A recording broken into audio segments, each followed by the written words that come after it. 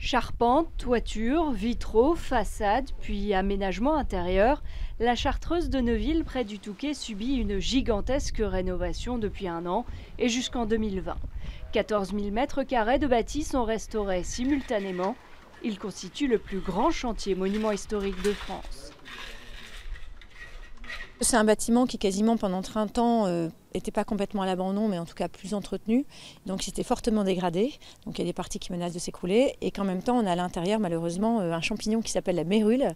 Et la mérule, tant qu'on ne met pas hors d'eau l'ensemble du bâtiment, si on ne traite qu'une partie du bâtiment, elle se redéveloppe aussitôt dans la partie qu'on vient de traiter.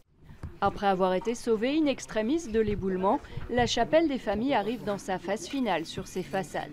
Ce jeune maçon y apprend les gestes spécifiques aux monuments historiques depuis 9 mois. Auparavant, je travaillais dans les maisons individuelles, que j'avais pas la chance de voir des bâtiments qui ont eu du vécu. Donc là, c'est toujours intéressant de voir des bâtiments qui ont une histoire.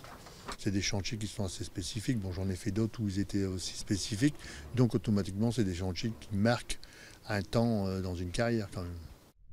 Au total, 150 compagnons issus de 22 corps de métiers différents s'attellent à faire peau neuve à ce site remarquable. Un monastère chartreux fondé il y a 700 ans. Autour de ce cloître, 24 petites maisons, chacune accueillait en son temps un moine vivant en ermitage.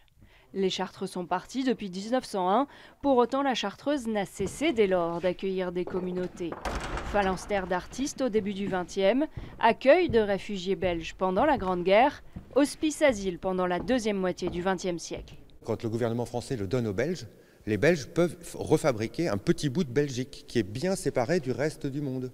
Quand l'asile hospice va prendre place ici 50 ans, ils peuvent mettre au point un fonctionnement qui est autonome.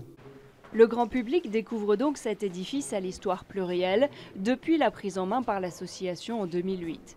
La même association qui a engagé les travaux. Elle entend bien ouvrir davantage la Chartreuse grâce à un projet double, la création d'une résidence hôtelière privée adossée à un centre culturel associatif. Le coût de ces travaux, près de 25 millions d'euros.